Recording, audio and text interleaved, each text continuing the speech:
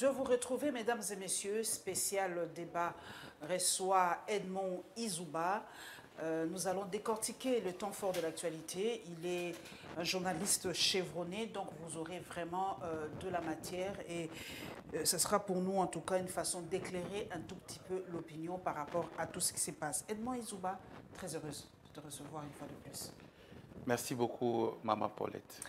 Edmond Izouba, hier, c'était l'information vraiment qui a circulé toute la journée, même ce matin. On continue de parler de la mort de Chérubin Okende. Vous êtes journaliste, vous l'avez déjà interviewé, vous voulez parler un peu de sa personnalité.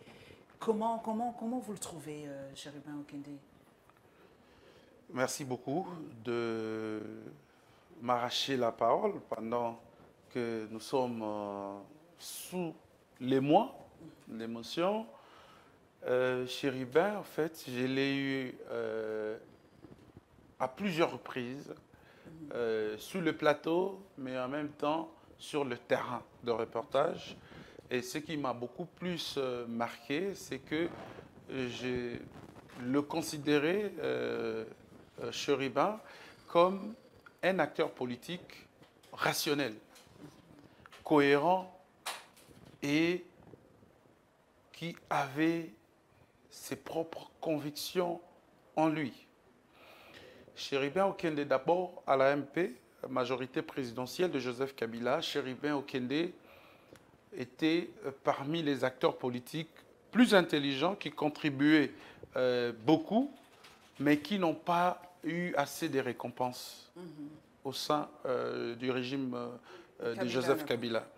Je connais qu'il est sorti de la lutte syndicale et puis par la suite, il n'en a eu qu'un seul poste de directeur général des LAC, une entreprise déjà en faillite. Personne ne pouvait accorder de l'espoir, de l'intérêt à cette société.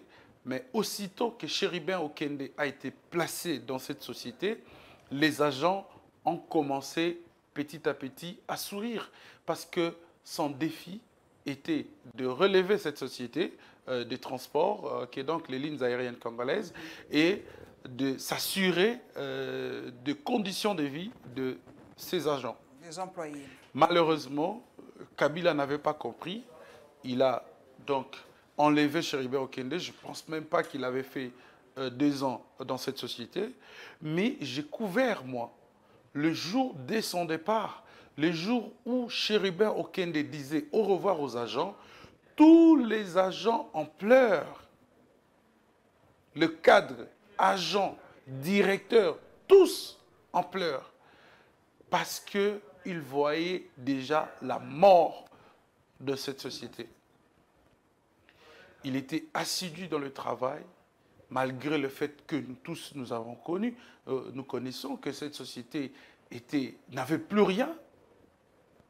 Kabila, avec Augustin Matata, avait la volonté de créer une nouvelle société.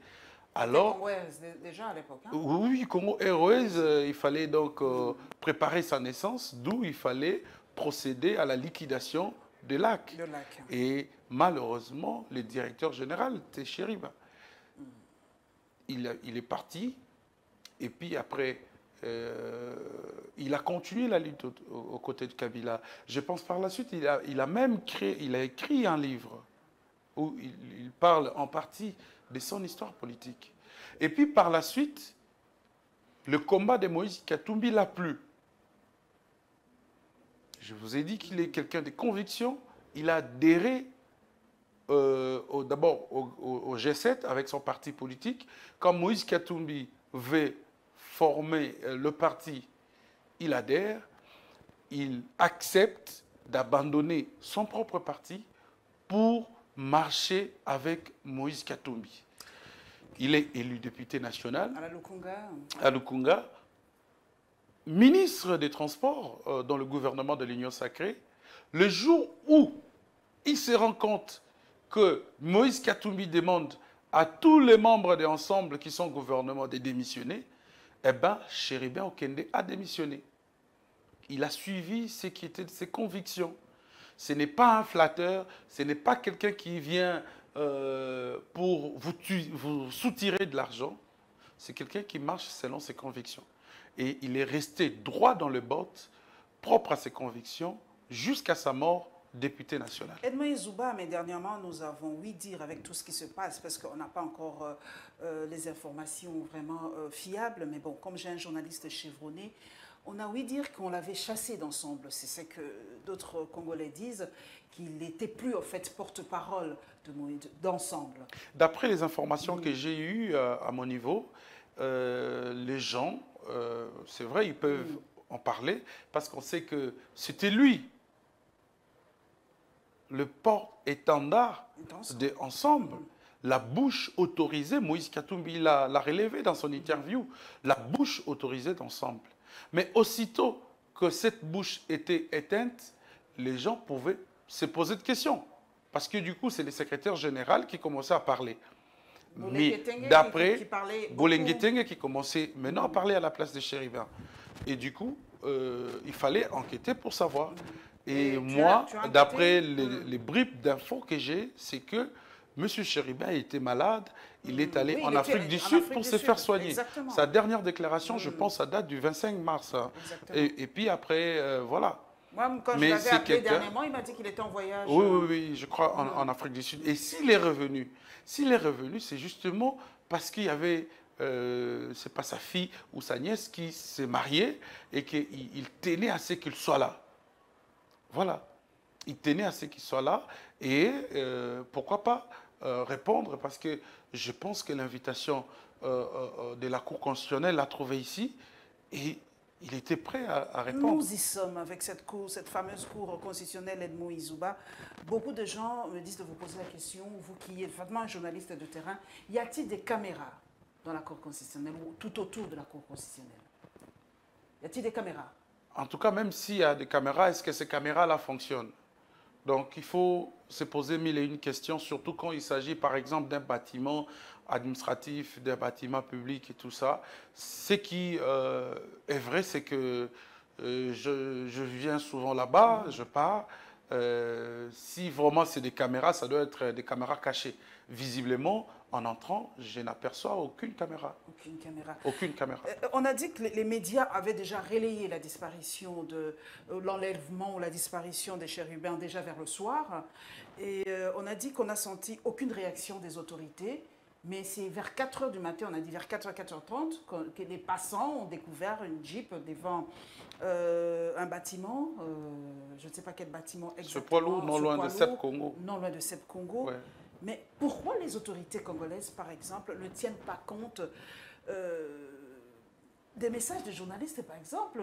On est quand même des lanceurs d'alerte. Quand des journalistes lancent comme ça, est-ce que nos autorités nous prennent pour des enfants ou quoi? Pourquoi ils n'ont pas tenu, ils n'ont pas vraiment pris en compte ce que les journalistes ont dit? C'est vrai. Je sais que les autorités, à leur niveau, ils travaillent. Elles travaillent quand, par exemple, il y a ces genres d'alerte.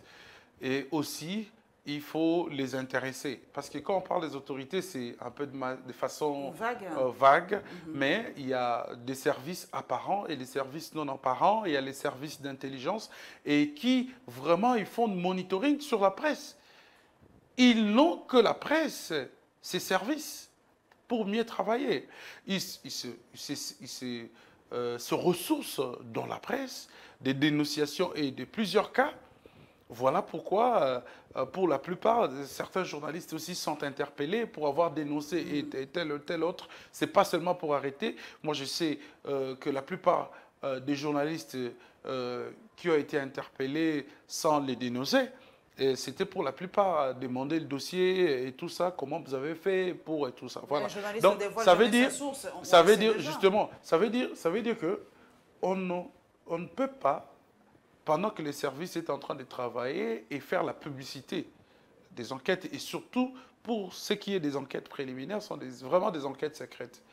C'est vrai, le mode de travail est vraiment différent. La presse travaille publiquement, mais les services, ils travaillent dans le secret, c'est les services secrets. Et que ce soit la police et que ce soit d'autres. Vous savez, quand il y avait des kidnappings et tout ça, parce qu'il y en a encore, des avis de recherche, nous, on s'est limité seulement à poster des avis de recherche. Mais derrière ces avis de recherche, la police y travaillait. parce qu'il y avait une continuité. Par exemple, la plainte, par exemple, coup de fil, comme il y a maintenant un numéro que tout le monde peut appeler pour dénoncer, voilà. Donc, le méthode de travail de nos autorités ou des services se diffère quand même de nous, la presse. Edmond Izouba, je suis sûr que vous étiez hier au point de presse de la Cour constitutionnelle. Donc, je suivis à distance. À distance. Qu'est-ce que la Cour a dit? Les gens disent que la Cour est un peu en train de se dédouaner, qui s'accuse en fait. Est-ce que la Cour devrait faire ce point de presse? Parce qu'on est encore en train de travailler. C'est important. C'est pas n'importe qui est décédé. Je pense que vous avez vous-même suivi combien étaient les réactions, le tonne de réactions en interne comme à l'externe. Toutes les chancelleries occidentales ont eu à se prononcer là-dessus. Et les pays, vous avez les États-Unis et tout ça, les organismes internationaux, vous avez même le président de la République a parlé, donc la justice avait ce poids de pouvoir dire un mot pour rassurer qu'il y avait des enquêtes préliminaires. Sinon, personne n'aurait cru. Et du coup, la justice s'est vue dans la responsabilité de calmer la clameur. C'était la colère, c'était l'émotion, c'est innommable. Chérubin Okende, ancien ministre des Transports, député national. En fonction, hein, il faut le dire. En fonction. Donc, et puis, on le fusille, on le tue, on l'assassine en plein centre-ville. Donc, comprenez. Donc, du coup, la justice s'est vue dans cette responsabilité de réagir et de calmer la tension parce que dans les réseaux sociaux, il y avait un peu du tout. Tout le monde voulait témoigner, tout le monde voulait parler, tout le monde voulait culpabiliser, tout le monde, et c'est dans tous les sens. Et dans ces climats-là, la justice ne peut jamais travailler. Sinon, l'opinion sera induite en erreur et même ces enquêtes pourront peut-être, entre guillemets, être induites en erreur. Donc, il faut rester calme, c'est vrai. La colère est là, l'émotion est là. Il faut laisser à la justice faire son travail. Edmond Izouba, beaucoup disent, bon, laissons la justice travailler. Mais le chef de l'État lui-même, quand il a accordé cette interview avec sa porte-parole, a dit que la justice, vous savez ce qu'il a dit, non, il n'y croit plus tellement, c'est parmi ses déceptions, cette justice. Alors si le numéro 1 de la République ne croit pas trop à cette justice, eh bien, que peut dire la population? Aujourd'hui, beaucoup disent, bon, il n'y croit pas trop à cette justice. Beaucoup le disent aujourd'hui. Ça vient de la bouche du numéro 1 de la République. Oui. Donc les gens n'ont pas tellement... Moi j'ai posé la question à beaucoup de compatriotes, ils disent ils n'y croient pas. Moi je pense que de ce côté-là, les présidents n'étaient pas hypocrites pour dire des choses vraiment claires, parce que ce n'est même pas lui. Même nous tous ici, nous déplorons des fois ce qui se passe à la justice, mais quelque part aussi le président a démontré qu'il y avait une sorte de...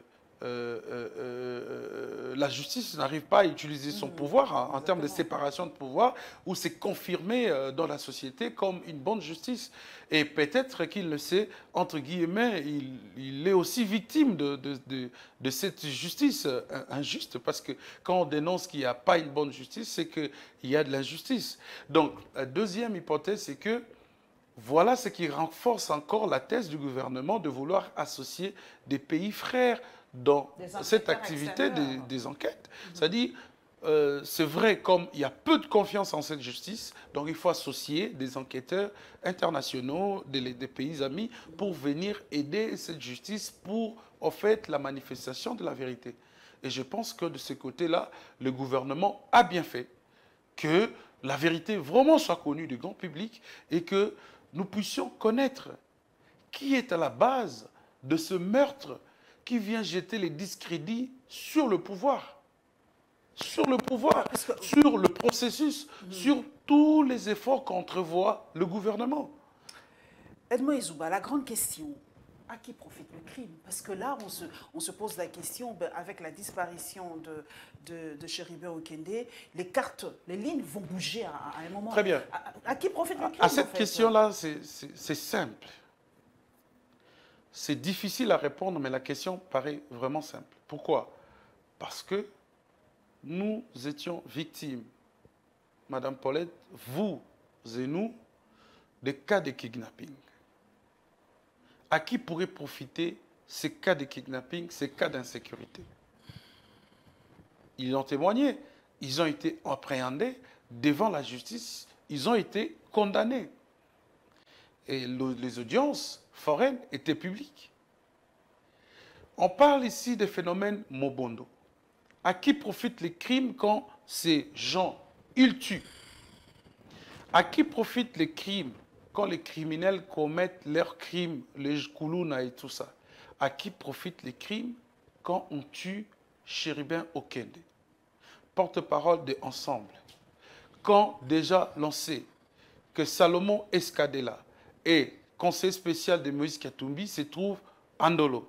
Quand déjà on sait que Franck Diongo, proche de Moïse Katumbi qui a pignon sur rue dans la capitale, est à la DEMIAP.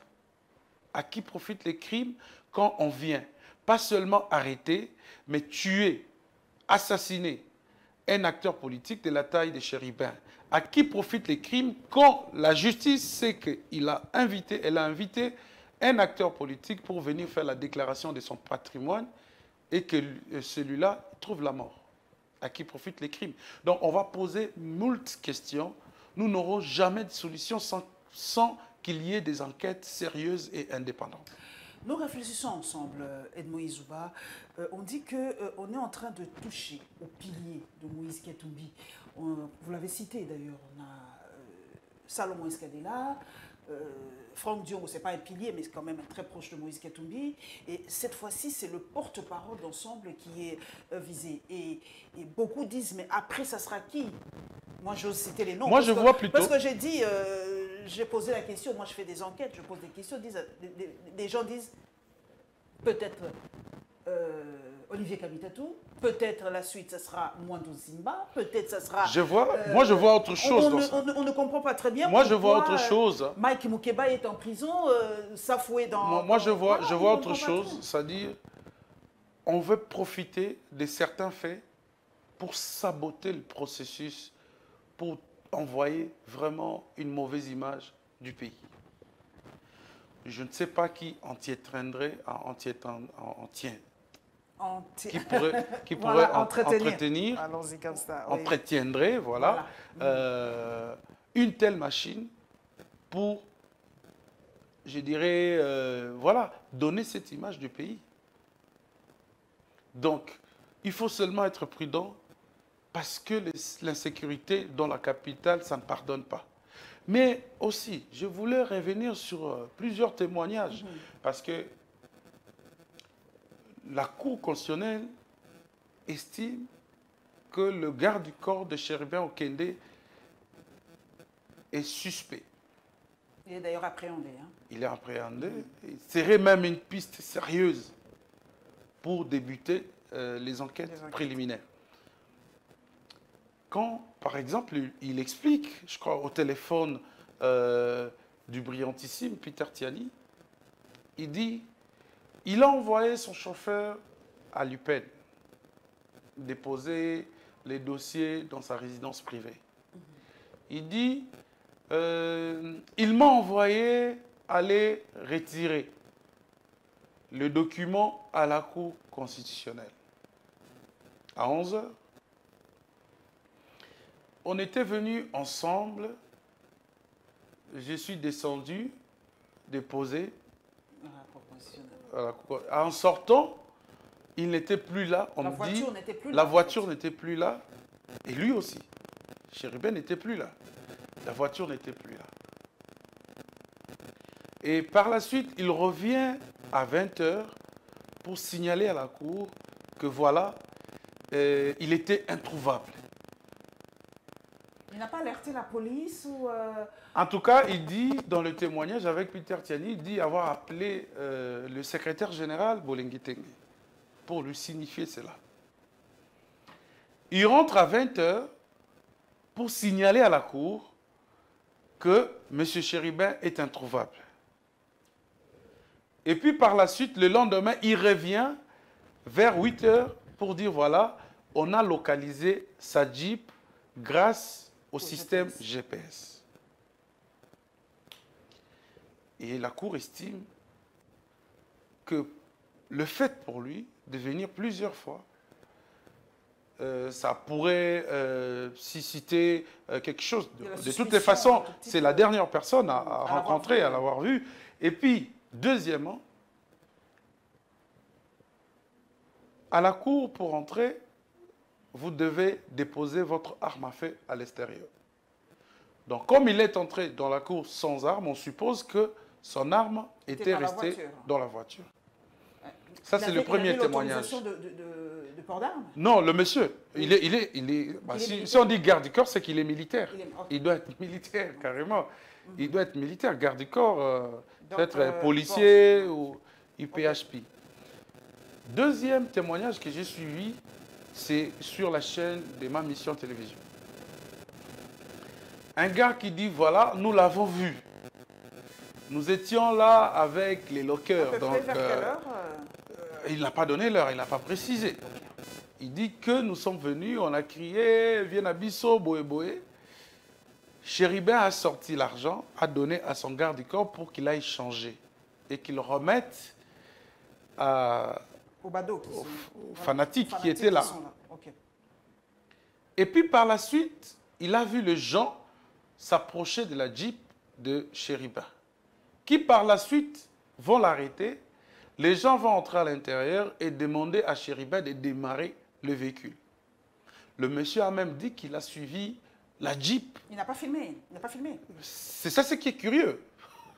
Il dit qu'il a poursuivi la Jeep jusqu'au niveau de la Maison de France où s'est trouvée une pick-up blanche.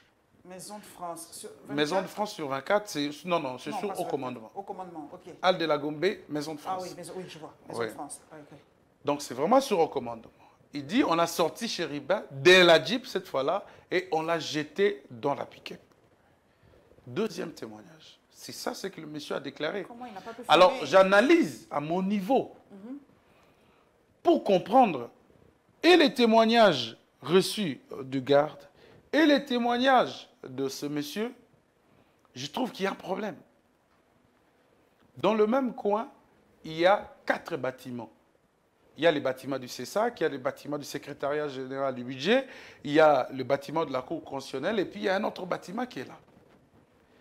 Et dans ces bâtiments, sur le parking, vous avez des véhicules. D'ailleurs, moi, de temps en temps, quand je vais au CESAC, des fois, je n'entre pas parce que déjà à l'intérieur, c'est plein. À l'extérieur, les véhicules sont là. Il y a des gens qui changent de l'argent, il y a des gens, il y a des cambistes. Et juste à côté, il y a une grande terrasse. Il y a le boulevard, la sortie vers le boulevard. Et de l'autre côté, il y a le ministère de la Défense. Là où il y avait Hôtel Vénus, il y a le ministère de la Défense. Aujourd'hui, si vous allez là-bas, vous allez voir qu'il y a des militaires partout. Est-ce que dans cette zone, on pouvait venir allègrement arrêter quelqu'un ou les conduire, parce qu'on a dit qu'il a utilisé sa voiture. Donc, je n'arrive pas à expliquer. Il y a quelque chose qui ne marche pas. On suit aussi beaucoup certains films. Il y avait peut-être une arme braquée à la tempe ou je ne sais pas quoi. Oui, peut-être qu'on le forçait à conduire. Peut-être. Mais à moins qu'il soit vraiment hypnotisé, je connais Chéribin. Il a y organisé plusieurs fois de marches. J'ai vu son attitude et tout ça. Ce n'est pas un gars facile. Ce n'est pas un gars facile. Qu'il y a eu altercation, vu son tempérament, peut-être qu'il y a eu altercation. Si altercation il y avait, ça devrait susciter l'attention des autres. Pas forcément, Edmond Izouba. Peut-être que c'était calme, il n'y avait pas beaucoup de gens dehors. Hein. On sait pas, attention, ne vous en faites pas. Même dans les endroits les plus insoupçonnés, Madame Paulette, on peut vous filmer. Même dans les endroits les plus calmes, vous estimez que vous êtes seul, on peut vous filmer. Mais moi, je jette seulement du doute qu'on m'explique. C'est-à-dire, dans tous les 2 témoignages, il n'y a pas une explication claire. Que la justice fasse son travail pour qu'on tombe même sur un de ces enlèveurs. Mais pour qu'on nous témoigne. Mais Parce on que nous dit que dans la voiture, on n'a pris ni téléphone, ni argent, ni des biens, ni non, d'abord, montre, ni rien. le crime, hein, Ni l'assassinat, les crimes tels que présentés, vous sentez qu'il y a du sabotage. On veut carrément saboter. C'est crapulé. Donc on ne peut pas tuer bêtement. À la limite. Tuer, assassiner, ça me dépasse. Ça me dépasse. On peut être un régime aussi sanguinaire que possible. Mais arriver à commettre de tels actes, ça va vraiment au-delà. Est-ce que que Chérubin Okende était avec des gens qu'il connaissait? Parce qu'il ne peut pas être aussi confiant. Voilà. Aussi confiant. Voilà. Tout à fait. Pistes, on se pose la question. Voilà. Alors, c'est un politique aguerri. Pour faire beaucoup de confiance. Parce que le deuxième témoignage dit qu'il y a eu altercation. Si réellement il y a eu altercation, il devait y avoir un mouvement autour de ça. Parce qu'on dit que les gens étaient en tenue civile. Exactement. Toute la presse s'est servie du témoignage de son garde du corps. Parce que Chérubin était parti sans la presse. Parce que cette démarche-là ne nécessitait pas aussi la présence de la presse. Aller déposer oui, courrier administratif. Qu'est-ce que ça a à voir avec la presse? Oui. Donc, du coup, voilà. Il s'est retrouvé seul dans cette circonstance-là et que même le monsieur qui fait le témoignage n'a aucune preuve. Sur la chaîne de ma mission télévision. Le monsieur n'a aucune preuve. Voilà pourquoi il faut appeler la population à la prise de conscience et au réflexe. Vous avez des cas comme ça. Filmez. Filmez ou prenez même des photos. Criez, soyez des sifflets. Vous prenez des photos, vous pouvez crier, vous pouvez... Voilà. Parce que la justice a besoin de ces éléments-là pour continuer des enquêtes. La personne que vous pouvez voir enlevée ou escorté aujourd'hui, vous pouvez 2 ou 3 jours apprendre qu'il est décédé ou on l'a assassiné.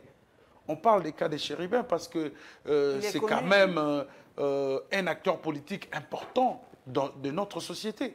Mais aussi pour des citoyens normaux, il faut avoir ce réflexe. Edmond Izouba, j'ai ouï dire aussi, parce que je le répète, vous êtes vraiment un journaliste de terrain, on a dit qu'il semblerait, j'ai bien dit, il semblerait que Chérubin Okende voulait traverser. Aller à Brazzaville? Non, pas traverser, vous comprenez traverser. Vous voulez aller à l'Union Sacrée. Ah, ok, adhérer à l'Union Sacrée. Ah, d'accord. Traverser, vous comprenez. Et cela n'aurait pas pu. Hein, parce que moi, je prends vraiment toutes les positions possibles. Hein, que cela n'aurait pas plu à certaines personnes d'ensemble. Vous avez suivi les propos d'Elézer Tamboué, je le cite parce que c'est sur la place publique, qu'il y aurait une sorte de rencontre à Bruxelles où on jugerait bon d'avoir une transition de 2 ans et qu'on mettrait à la tête du pays un médecin. Voilà, et que Chérubin serait au courant de ça et voilà qu'il y a beaucoup de choses, qu'à Lubumbashi, il aurait voulu atteindre le chairman, mais donc, il y a beaucoup de choses. Est-ce que vous avez eu vent du fait qu'il aurait voulu entrer à l'Union Sacrée? Pas du tout. Pas du tout. Et vous avez vent de cette réunion de Bruxelles? Tout ce que je sais, c'est que Chérubin, il craignait avant son retour.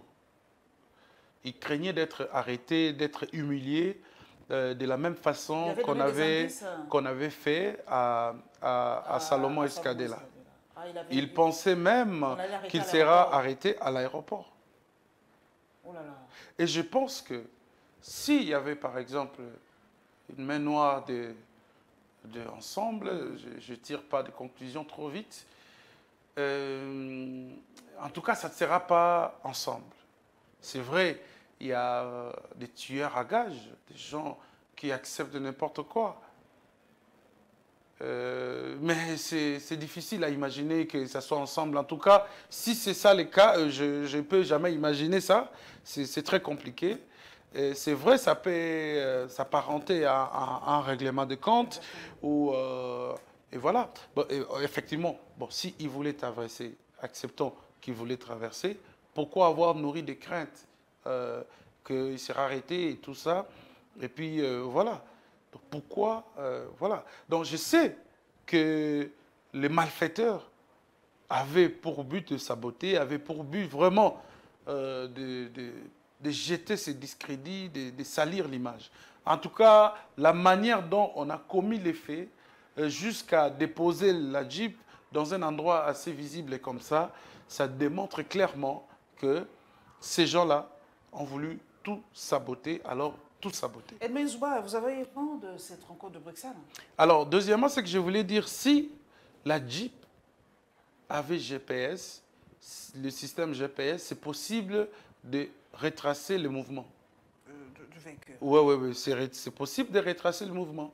Parce que je sais que dans les véhicules, il y a, dans les Jeeps, traceurs, des Jeeps de telle marque, il y a souvent une mémoire qui enregistre. Et cette mémoire peut servir des éléments à la justice. Deuxième chose, c'est que son téléphone, si il est retrouvé, on a dit qu'il est là. on peut retracer à partir des derniers appels.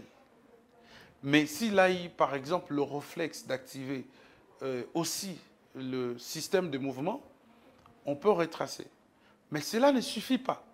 Il faut arriver jusqu'à arrêter, à appréhender, à mettre hors d'état de nuire des gens qui ont commis cet acte. La question de Bruxelles, vous avez vent la question de Bruxelles sur une transition... Oui, sur une transition de 2 à 3 ans et qu'on placerait un médecin à la tête du pays. Je sais que tout s'est dit autour du Congo, tout s'est dit autour de la République démocratique du Congo, mais moi je vois tout ce qui s'est fait. Je sais qu'il y a aussi des réunions de gauche à droite, mais l'impression que le processus électoral nous donne, c'est vraiment quelque chose qui avance. Qui avance. Je ne sais pas, cette transition, ça aiderait à qui? Seulement à rassembler les acteurs politiques, seulement à aider les gens à venir piller les caisses de l'État pour se positionner, parce qu'ils ont besoin de refaire une santé financière, parce que beaucoup aussi n'ont pas de moyens pour aller aux élections. C'est tout simplement ça. Je vous ai dit, Madame Paulette, la question qui divise dans le processus électoral diviseront toujours les Congolais. Pourquoi?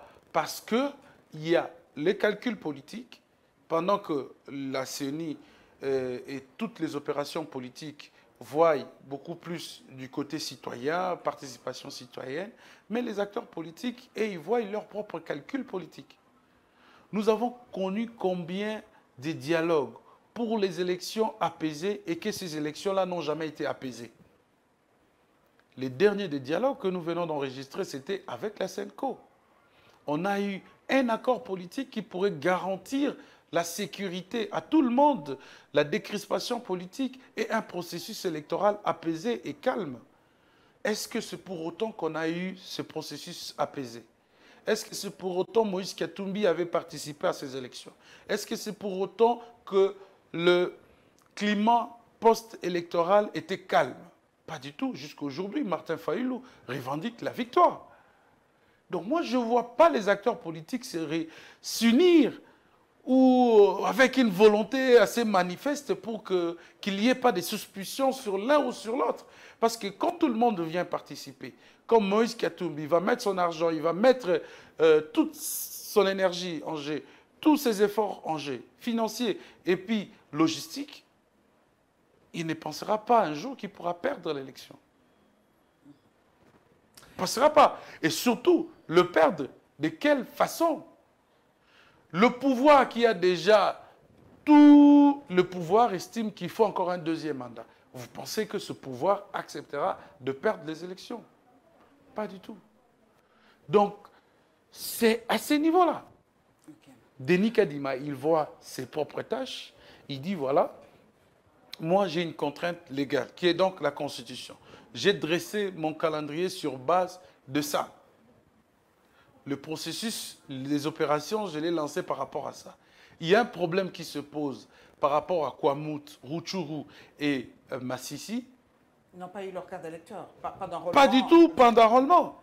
Comment ça va se passer d'ailleurs? Mais comment ça va se passer? Il y aura des élections sans eux. Pourtant, ils ont déjà des nombres de sièges. Dans la loi sur la répartition des sièges, c'est compté en 2 de sièges Mais qui les ont été on attribués. ne connaît pas le nombre d'électeurs. On ne connaît pas les nombres. Maintenant, sièges. comme la CENI a répondu en disant, voilà, il y aura les opérations. D'abord, entre guillemets, c'est qu'il faut faire comprendre que les opérations dans ces zones-là ne dépendent pas de la CENI.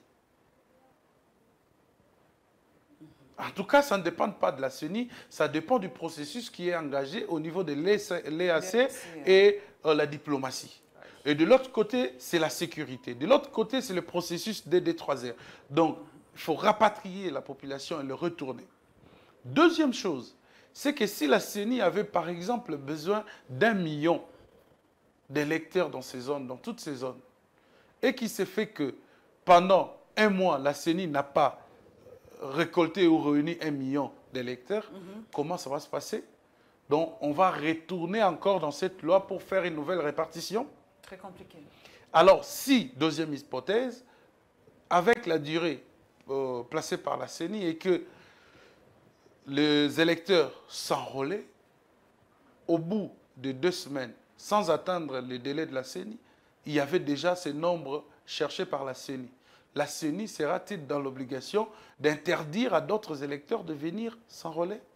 Donc, il y a toujours un problème qui se pose. Edmond Izouba. Maintenant, il y a aussi de l'hypocrisie, parce que je vous ai dit que chacun a son agenda politique, les calculs politiques. Chacun veut tirer la couverture de son côté. Voilà. Ça veut dire il faudrait qu'il y ait un dialogue. Encore? Non, autour du processus. Okay. Pas le dialogue pour partager les pouvoirs. Okay. Il faudrait qu'il y ait un dialogue. L'opposition demande. Oui, autour du processus. Pour refaire certaines opérations. Comme quoi, notamment ce que réclame l'opposition. La relecture du fichier? La relecture du fichier. Non, alors, deuxième chose, ce qui est là, c'est qu'il faut repartir à nouveau le siège.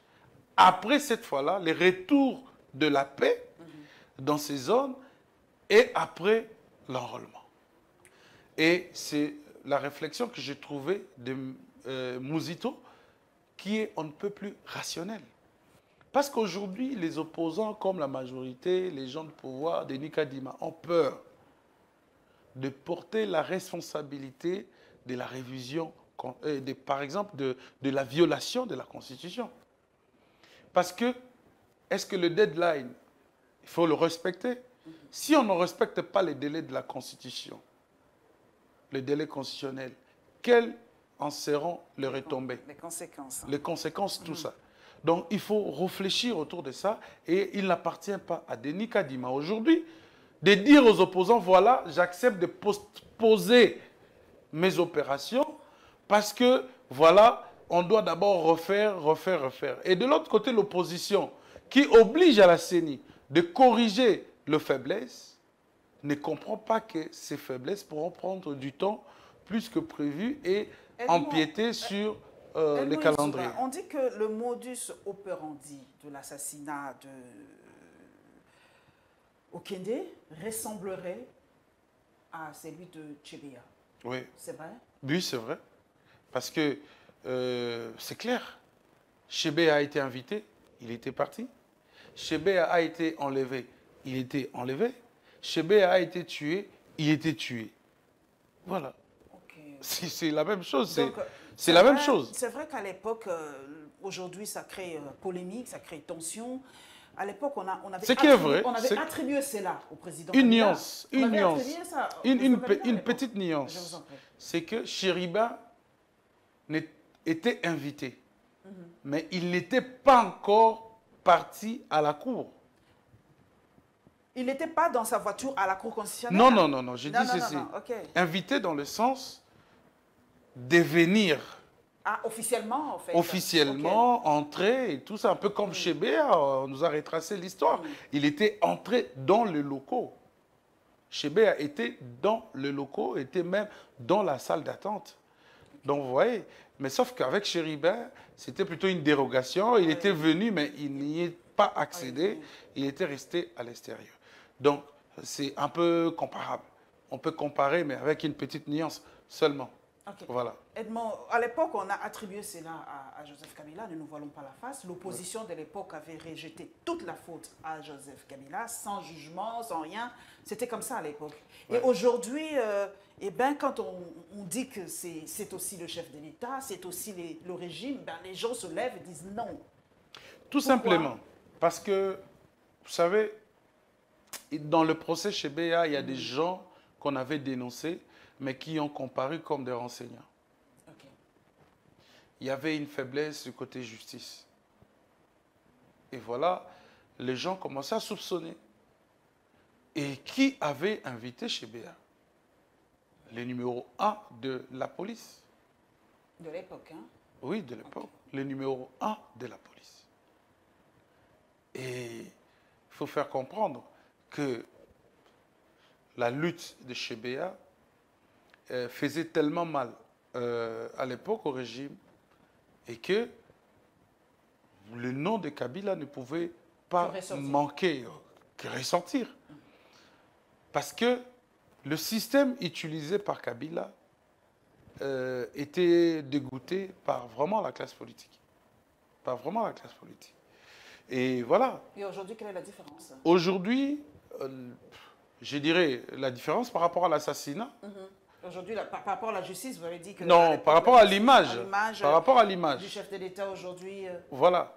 Est-ce qu'il n'est pas éclabousé dans cette histoire? Ça peut éclabousser parce que je parlais des cas similaires, des arrestations et tout ça, et que la justice ne traîne pas. Les problèmes aussi, c'est le vide. Quand il y a le vide et que la justice n'intervient pas pour dire la vérité, les gens commentent et ça va dans tous les sens. Les gens ont condamné Kabila, oui, parce qu'on sait que Chébé avait beaucoup plus des actions contre le régime et que Kabila, comme étant plutôt tenant de ce régime, donc ça ne pouvait que directement incomber sur sa tête. Et puis vous avez, je vous dis, le numéro 1 de la police. Donc vous voyez, et il était le protégé de Kabila. On le sait. John Numbi, on le sait. On connaissait le travail qu'il faisait. Et on sait par la suite qu'est-ce qu'il est devenu. Pourtant, sanctionné plusieurs fois par la justice et la communauté internationale. Il y avait l'Union européenne, il y avait le Trésor américain. Donc, vous voyez? Donc, il y avait beaucoup d'indices sur quand même John Numbi qu'il est lié à Kabila parce que juste après sa suspension demandée, il est retourné cette fois-là comme chef d'état-major. Okay. Il était dans la... Quel est l'impact de cet assassinat sur les jeunes de la francophonie? Puisque beaucoup disent que voilà, c'est tellement fort, c'est tellement... C'est quand même Kinshasa, la capitale. Est-ce que cela va-t-il impacter? Oui, déjà ça impacte. Ça impacte, ça contribue à l'insécurité. Il y a un témoignage, un aîné m'a fait un témoignage parce qu'il vient d'un sommet des assemblées nationales de la francophonie. On parlait déjà des cas de kidnapping là-bas. Oh là là. Oui, on a, j'ai oublié les pays, mais déjà on signalait qu'il y avait un problème d'insécurité. Et les pays qui, par exemple, ont refusé de participer, ils parlent entre autres le problème d'insécurité.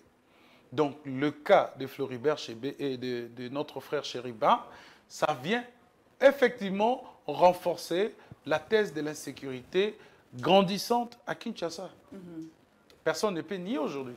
Si un député national arrive à être facilement atteint de cette manière-là, ça veut dire qu'il y a un sérieux problème. Nous, les simples citoyens, alors beaucoup voilà, se disent, voilà. Et nous, les simples citoyens... Et pendant qu'on n'en finit pas avec les cas de kidnapping, hein, ça continue. Ah oui, oui. Mais ça continue parce qu'il y a toujours des avis de recherche, il y a toujours... Voilà.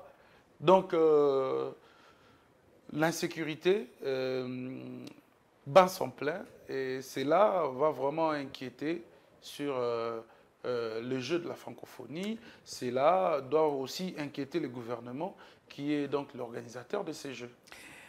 Élisée Odia, que je salue affectueusement, nous a dit, est-ce que les politiques congolais sont-ils aujourd'hui des ennemis? Non, non. Non, non, pas du tout. Vous en êtes sûr aujourd'hui? Je suis sûr, parce que même à l'époque de Kabila, il y a certains qu'on pouvait croire qu'ils sont opposants radicaux. Mais en réalité, ils parlaient bien avec Kabila. il y a eu l'alternance au pouvoir. Vous avez observé l'attitude de Joseph Kabila. Ils ne sont pas ennemis. C'est plutôt leurs poulains qui ne comprennent rien, leurs fanatiques, en fait, qui ne comprennent pas ces choses. Madame Paulette, aujourd'hui, nous décrions beaucoup de choses sur la manière de faire des acteurs politiques, mais ça ne date pas d'aujourd'hui. Ça date des années 80, des années 70, des années 60. Tout ce qu'on a dénoncé de politique gouvernementale, tout ce qu'on a dénoncé de l'enrichissement, népotisme, corruption, tout ça, si ça ne finit pas, c'est à cause de cette espèce des acteurs politiques que nous avons. Et ça ne changera pas tant qu'on aura beaucoup de fanatiques en lieu et place des gens qui réfléchissent. Je vous ai dit ici, regardez les mentalités de nos acteurs politiques. Quand ils créent leur parti politique, c'est d'abord leur effigie, leur figure, leur visage qui est dessiné en grand caractère. Voilà. C'est pour vous dire que c'est d'abord lui. Et c'est lui qui dépense. C'est lui qui mouille les maillots, c'est lui qui met son argent. Et quand il accède au pouvoir, il fait quoi? Il commence à récupérer tout ce qu'il a dépensé. Voilà. Donc, nous resterons là comme, je dirais, entre guillemets, pour ceux qui le font, en tout cas comme des lartins, mais finalement, ça ne changera pas. Voilà pourquoi j'ai dit qu'ils ne sont pas ennemis. Ils sont acteurs politiques, ils regardent sur leurs propres intérêts. Et comment doit se comporter la population? Ils connaissent des limites entre eux. Ils savent que cette limite, je ne dois pas. Je dois pas. Mais la population ne comprend pas. La population ne comprend pas parce que ces acteurs politiques, ils veulent que cette population... Voilà. C'est que moi je dis aux gens, il y a toujours des passerelles, ils se parlent toujours, mais là, eux ils ne comprennent pas. Voilà. On s'insulte, on se tape. Donc ça dit, il y a des gens, des intellectuels, des professeurs d'université, des professeurs en droit, qui sont aujourd'hui manipulés et qui sont aujourd'hui en train de chanter la gloire d'un individu, d'une seule personne. Vous voyez? Ça laisse craindre. Donc, on doit faire très attention entre nous. Surtout ceux qui se règlent les comptes, ce n'est même pas eux les leaders. Parce que les leaders, ils savent se protéger. Ils disent, voilà, celui-là, c'est mon ami, ce que je veux faire, et l'autre là, et tout ça, l'autre là, c'est des calculs politiques. Mais qu'est-ce que le peuple gagne dans tout ça? Est-ce que ça changera après le départ de Tshisekedi? Est-ce que ça a changé après le départ de Kabila? Est-ce que ça a changé après le départ de Mouzé, de Mobutu? Le problème, c'est l'homme politique. Il faut le renouvellement de la classe politique. Merci beaucoup, Edmond. Et ce renouvellement doit passer par les élections forcément. Et j'espère que cette fois-ci, vraiment, vous allez voter en âme et conscience et surtout l'homme qu'il faut à la place qu'il faut. Voter vraiment des députés. Accordez-moi une minute parce que vraiment, c'est une question que je voulais. Est-ce que vous avez suivi les propos de Délice Sanga par rapport à cette loi sur le prélèvement d'organes, que c'était déjà saisi à la CENI et voilà quoi. Il était intervenu pour stopper cela. À l'Assemblée nationale. Ah oui, bah, en quelques poucettes. Mais la loi lui-même, il n'a pas défini s'il s'agissait de quelle loi, c'est vrai. Mais attention avec la médecine. Si vraiment c'était une loi sur la médecine, il faut faire très attention. Le prélèvement d'organes existe. Okay. Quand on parle de trafic d'organes, c'est différent. Le trafic veut dire qu'il y a une opération criminelle. C'est ce que nous vivons aujourd'hui. C'est ça ce qui... ici à Kinshasa, je ne sais pas. Okay. Ici à Kinshasa, je ne sais pas. Mais comme le vocabulaire existe, ça veut dire que ça pourrait aussi exister. Mais le greffe d'organes, c'est fait. Okay. Le greffe d'organes, c'est fait. C'est un acte médical. Vous pouvez être ma soeur, c'est un acte médical. Ça s'appelle don d'organes. Ça se fait à travers le monde. Vous êtes ma soeur, vous souffrez par exemple de rein. Je ne peux pas vraiment vous voir mourir. Je peux accepter qu'on me fasse le greffe, qu'on prélève un de mes reins, qu'on transplante chez vous pour que vous ayez la vie. Mais ça s'est fait auprès des personnes, des mains vraiment expertes. Ça se fait. Mais sauf que tout ce qu'on nous parle autour des trafics, en tout cas, c'est très compliqué parce qu'il n'y a aucun plateau technique qui peut assurer une telle opération. Et ces opérations, généralement, se font pour des organes binômes. Parce qu'il y a des organes en deux, binômes, et il y a des organes uniques. Non, cœur aussi, c'est binôme. Poumon, Cœur, sang, c'est unique. Ok. Voilà. Donc ça dit, pour te prélever, vous devez mourir d'abord. Mais il y a des dons d'organes, quelqu'un qui dit, voilà, moi, j'ai fait le don d'organes à tel. Quand je veux mourir, vous allez prélever mes organes, vous allez donner à tel. Parce que l'autre, il souffre déjà, parce qu'il y a des gens qui restent dans les comas à cause des organes défectueux pendant longtemps. Mais quelqu'un peut accepter, il voit sa mort venir et dit, voilà, vous pouvez récupérer et pour transplanter à l'autre. Donc, ce sont des opérations en Europe qui se font, mais à Kinshasa, aucun hôpital, aucune clinique ne peut assurer une transplantation. Et la transplantation, c'est fait devant le malade et la personne qui offre. Donc, on étale deux personnes sur le champ et on prélève. Et c'est la même personne qui prélève, qui transplante, qui greffe, qui transplante. Donc, il n'y a pas deux personnes. Et surtout, vous devez savoir quelles sont les matières à greffer. Vous devez tailler, vous devez dessiner. Donc, c'est très compliqué, c'est très difficile. Demain, une experte, ils ne peuvent pas y insérer. Je ne dis pas qu'il n'y a pas de médecins criminels, mais ils peuvent aussi avoir des médecins criminels qui sont dans ce trafic avec des mains expertes, mais arriver jusqu'à dire, voilà, ça s'est fait de cette manière dont nous tous nous connaissons ici, c'est peut-être pour de raisons spirituelles. On peut dire ça comme ça. On a dit pour des rites, Kiki Kienge, que j'ai interviewé tout à l'heure, a dit ça peut aussi être pour des rites, vu les élections qui arrivent.